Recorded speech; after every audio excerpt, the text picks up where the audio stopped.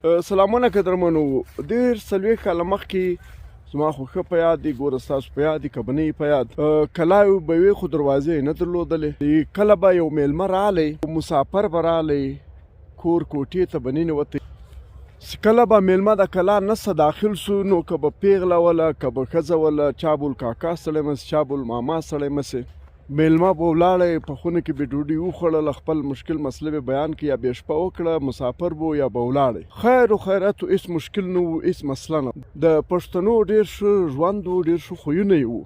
خو 40 کاله بعد نن چې کله زموږ کورو ته یو مسافر راننوځي، یو میلمه راننوځي، اول خو د کور مالک لو ناره وکړي، ها اوريه میلمه راغلی ده، میلمه کور ته درننوځي، پټې سئ، پرده وکئ. او بس چې ښځې دغه ناره واوري، بس په کور کې منډې ترنډې شروع شي.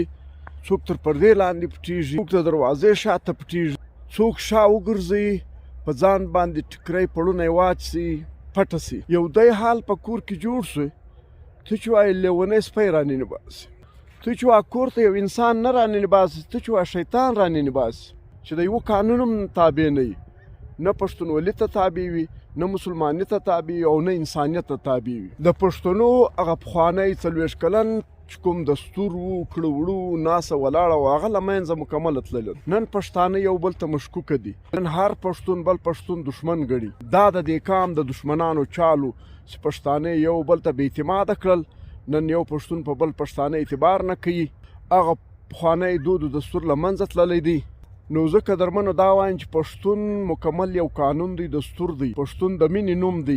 پښتون چې پښتو وایي چاته تاوان نه رسوي. پښتون د بل خور مور خپله خور مور ګڼي. چې څوک کلمه وایي لا اله الا الله محمد رسول الله، له هغه څه ټوله دنیا په امان وي. دلته چې څوک پښتو وایي پښتون وي، او چې څوک کلمه وایي ټول ځینې په منډه وي، ټول ځینې بیریږي، ښځې ځینې پټېږي. د پخوا په رنګ کاکا ستړی مسې، ماما ستړی مسې، دا کیسې ټولې ختمې شولې. پښتون به بیرته اعتماد بحاله کوي. پښتون د مینې نوم دی، د ورورګلوي نوم دی. داسې نه ده چې موږ به یو بل ته بې اعتماده یو. نو ډېره مننه.